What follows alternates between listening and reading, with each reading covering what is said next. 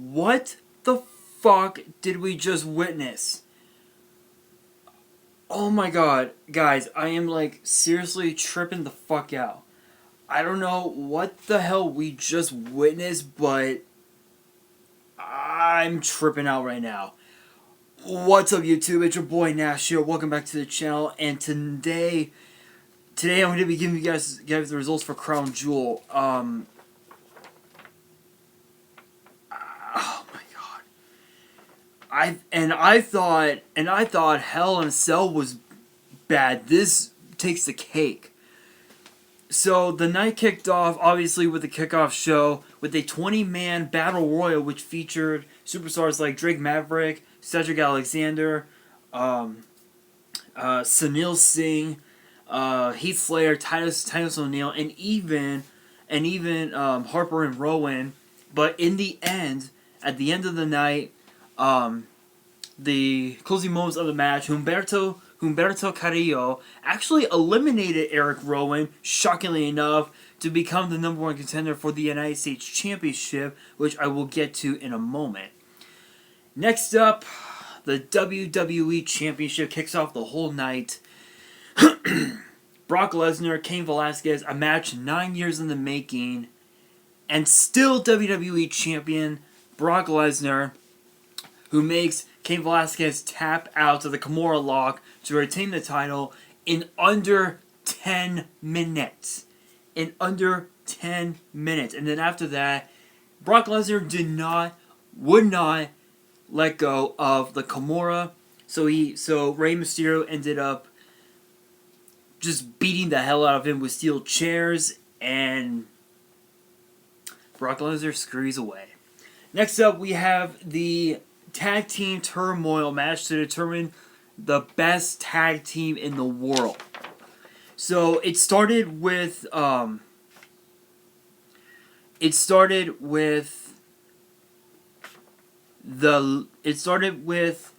Lucha House Party and the team of Robert Roode and Dolph Ziggler. First team eliminated between the two was the Lucha House Party. Then Hawkins and Ryder got eliminated. Then the New Day showed up and they eliminated Heavy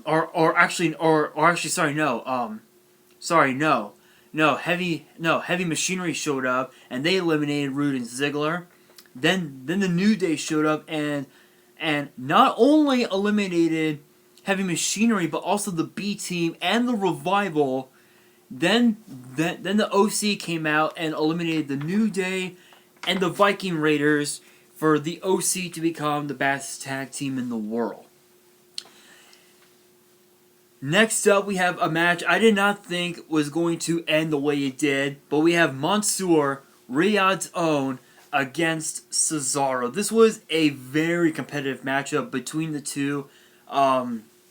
This was a chance for Mansoor to prove to the world that he does belong in WWE, but of course, alas for Cesaro, Mansoor defeats Cesaro with a moonsault.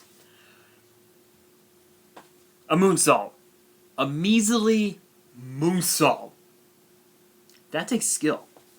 Next up, we have a match we did not think would ever come to pass, but we have Tyson Fury, the Gypsy King, against the Monster Among Men, Braun Strowman. This was a hard-hitting match.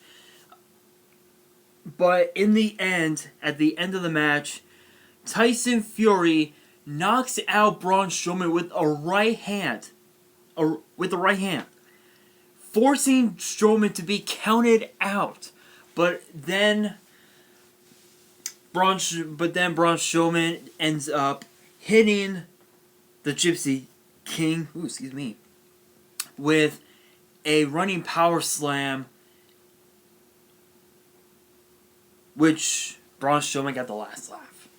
So as I said with the Battle Royal, we have AJ Styles versus Humberto Carrillo, and of course the OC decided to join ringside. But even with Carrillo, having 2-3 hours at least of rest, AJ Styles still defeated Humberto Carrillo with a phenomenal forearm to retain the United States Championship. And with that, history has been made. History has been made. And I thought having a women's War Games match was historic. No, this is historic. Natalya and Lacey Evans duking it out in the Kingdom of Saudi Arabia. Now, of course, historically speaking, we all know that in the Kingdom of Saudi Arabia, I believe back in ancient times, there was a law that the men, if I remember correctly, and of course you guys can comment below if I'm wrong or not. I'm not sure, but if I remember correctly, the law was that the men were in charge of the women. I believe that was the rule. I believe that's how it was in Saudi Arabia. I am not sure, but of course Natty and Lacey Evans decided to break that barrier, and yeah, it was an incredible match. Both women shook hands, knowing the fact that they have so much respect for each other and for the business, that they shook hands, beat the holy hell out of each other. But in the end, Natalya made Evans tap out to the sharpshooter. I gotta give mad props to Natty and Lacey Evans. They did one hell of a job, so big props to them. Next up, we have Team Hogan versus Team Flair. Team Flair consists of Randy Orton, the captain, Drew McIntyre, Baron Corbin, Bobby Lashley, and Shinsuke Nakamura. And Team Hogan consists of Roman Reigns, the captain, Rusev, Ricochet, Ali, and Shorty G, also known as Chad Gable. This was a ruthless match. Ruthless, and I mean ruthless. But in the end, not even ruthless could stop the future, as Roman Reigns actually pinned Randy Orton via a spear to pick up the victory for Team Hogan, proving once and for all that Ric Flair will never beat Hulk Hogan. And you guys saw my expression at the start of the video. If you guys want to go back and watch my expression, you can do so, because holy shit, I did not think it was going to happen. But we move on to the main event. Seth Rollins versus The Fiend for the WWE Universal Championship. Falls count anywhere, and the match cannot be stopped for any reason. This was back and forth. And although the fans in Saudi Arabia might not want to admit it, because they were booing at Seth Rollins for beating up Bray Wyatt, but my opinion, this was an incredible matchup. This match went both ways, and the closing moments of the match, both Seth Rollins and Bray Wyatt were on the stage, and I don't know how many did Byron Saxton say? How many stomps? 8 stomps. 8 stomps. Not only stung Bray Wyatt for a slight moment, but also dropped him onto the pyrotechnic area, and there was smoke and fireworks all over the place. And then there were some people who came in with fire extinguishers trying to prevent a fire, obviously. And of all things, the pyro hit Seth Rollins right in the eye, which gave Bray Wyatt the opening to hit the mandible claw, hit Seth Rollins with Sister Abigail.